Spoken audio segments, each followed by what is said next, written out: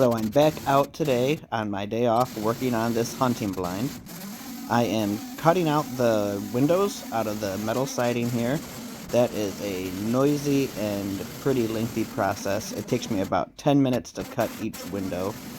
The temperature today is only around 28, so it's plenty chilly outside. So this little bit of extra effort that goes into cutting these windows actually really warms me up nicely. As I cut these out, the bigger windows here have two different sections of siding on them, so I have to make a couple different cuts here. But eventually I get all three windows cut on the north, east, and west sides of the blind. I wanted to do that before I put on the next piece of sheet metal, because it'd be pretty dark inside the blind unless I had some windows to let light in. I'm not going to do hinged windows. At first I was, but I decided I didn't want the windows on hinges, so instead, you'll see here the windows are actually going to be pull-out windows. You'll actually just have some handles, you'll grab the windows, pull them out, and you'll just pop them into this frame right above the window. I think that'll work out nicely. I won't have to worry about rusty hinges or squeaky hinges. So that's how that's going to work here. I have a nice little fire going outside to keep some heat so I can warm up my hands since it's so cold out. When I first started, it was snowing pretty good and the snow let up. You can see out in the woods here, it kind of looks like a construction zone.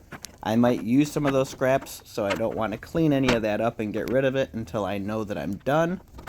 I'm going to put on this last full sheet of siding here. It does overlap the door just a little bit, so I'll have to cut that entire section out where the door is going to go. But for now I want to get this hung and get it solid up there so the wind won't take it. That's going to really help sturdy up this whole blind and help me be able to cut this last window. This ladder's so big and so heavy, I actually had a hard time balancing it as I move it, but there's no way that I'm going to be able to anchor this last piece of sheet metal up at the top here unless I use a ladder that's this tall.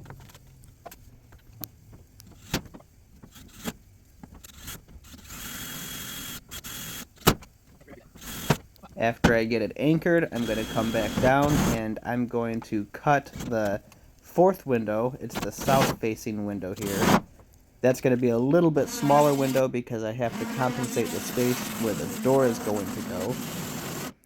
And this multi-tool makes such easy work out of it. Don't get me wrong, some effort goes into cutting it, but it's way better than what I actually expected. Without this multi-tool, I would have had to rethink how I was going to do this.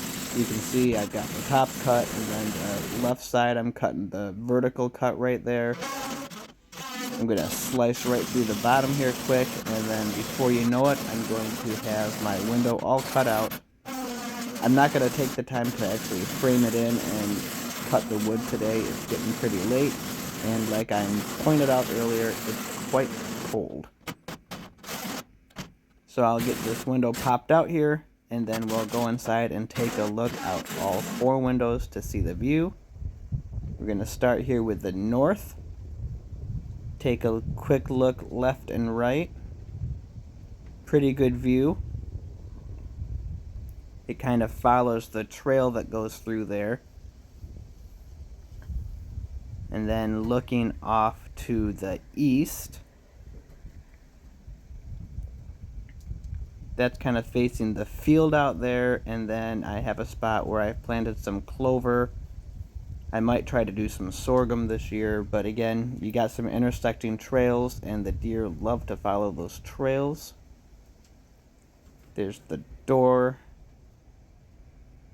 and then the smaller window. It's still only 12 inches tall like the rest, but it's only about 19 inches wide as opposed to the 35. And then these window frames that I have built here, I do have plexiglass that I'll be putting on those windows. So even if the windows are closed to keep the breeze out, you will still have a view of what's going on outside, and if there is movement out one of the closed windows, you just pop the window open and get your shot.